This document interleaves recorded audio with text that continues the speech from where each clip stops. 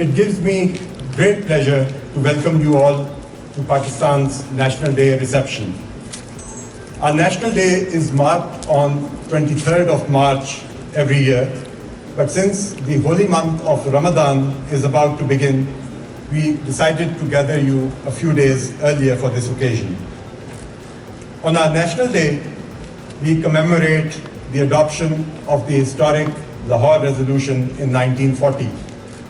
When, under the indomitable leadership of our great leader, Quaid-e-Azam Muhammad Ali Jinnah, the Muslims of the Indian subcontinent decided to launch that their individual as well as collective rights could not be preserved under colonization or in any post-colonial political dispensation that was based on a majoritarian rule of one nation over multiple other identities.